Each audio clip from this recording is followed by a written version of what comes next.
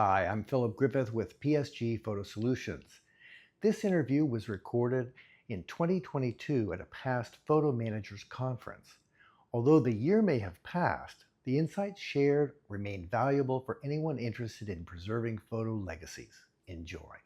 Hi, Philip Griffith here again, and this time I'm with Nicole Olds, correct? Correct. And you live in Canada. Where in Canada? I live in Canada, about 2 hours north of Toronto, small town, 2 hours north of Toronto. Okay. Yes. Yeah, and what's the name of your business? My name of my business is enjoyyourphotos.ca for Canada. Okay, Yes, great. yes.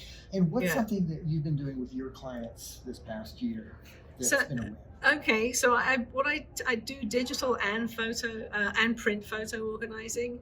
I think one of my big wins would have been with a client through COVID, who's a gentleman over 80 years old, very good photographer, but he's taken lots of great photos of his family too. Was completely overwhelmed. He's on his own, and we connected through a mutual friend. And I was able to help him go through all of his digital photos, especially it's very difficult when they have really good photographs, like to still say, but you still only need one of those. It was impossible for him to do it by himself. And we took us both through COVID because we had many sessions on Zoom where he got better. We identified, we rearranged all his photos so the legacy ones were identified, and he's 80 and he keeps having scares, so he felt very good. And then came all of his print photos, which we hadn't even discussed, and I actually persuaded him because I scanned them for him. He didn't know what to do. He's got 3 kids who were like 50 years old, and I said, you know what, Sam, I know your family so well by now. Why don't I just split all these photos up? Why don't I just take them? I'll divide them into 3 boxes so that they're equal representation, and I will then also put on a hard drive a digital copy of your digital your library that I have organized for you, so that as of now they have everything.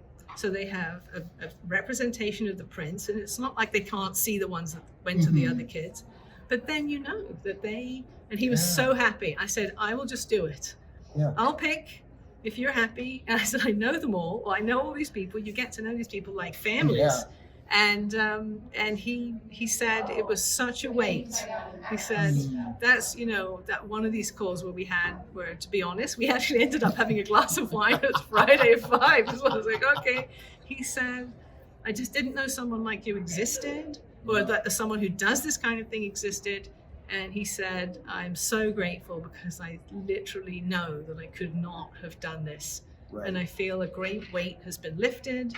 And, and going forward, I know exactly what is going to go to my kids, and I'm very happy about it. Yes, you actually did what I'm telling my clients to do, to use their photos to tell their story, so they will last for generations. You've given his children his legacy. Right, exactly.